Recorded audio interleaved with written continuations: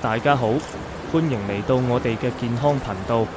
今日我哋要傾傾慢跑，睇下點解佢可能係最好嘅健身方法。首先，我哋要睇睇慢跑嘅好處。慢跑可以幫助你減輕體重，增強心肺功能，降低心臟病風險，提高免疫力同改善精神健康。據一個研究顯示，每跑步5小時以上嘅人，心臟病風險比唔做運動嘅人降低咗45%。加埋慢跑可以控制血糖同血壓，減少患上糖尿病同高血壓嘅風險。慢跑都係一種低成本、易於實行嘅運動方法。你唔需要任何特別嘅器材或場地，只需要一對好嘅跑鞋同一條安全嘅跑步路線。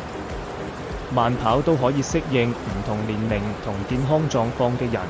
據研究顯示，慢跑可以幫助老年人減少跌倒同骨折嘅風險，同時都可以幫助年輕人減少壓力同焦慮。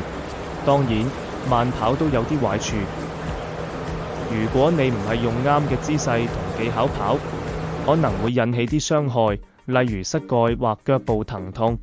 加埋如果你嘅身體狀況唔允許進行高強度嘅運動，慢跑可能唔啱你。攞一個例子，Tom係一個36歲嘅上班族，佢每日工作8小時以上，好大部分時間都坐喺辦公室裏。佢開始覺得身體唔舒服，而且體重都開始增加。佢試過好多種健身方法，但係冇咩效果。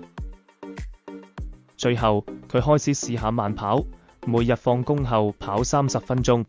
幾個月後，佢發現自己嘅體重減輕咗10磅，而且覺得有更多嘅活力同精神。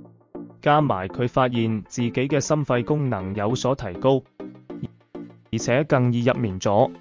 總括而言，慢跑可能係最好嘅健身方法之一。佢可以幫助你減輕體重，增強心肺功能，降低心臟病風險，增強免疫力同改善精神健康。當然，你要注意正確嘅姿勢同技巧，同埋根據自己嘅身體狀況進行調整。如果你想揾一個簡單、有效、低成本嘅健身方法，慢跑可能係一個好嘅選擇。咁你仲等咩？換上你嘅跑鞋，開始跑步吧。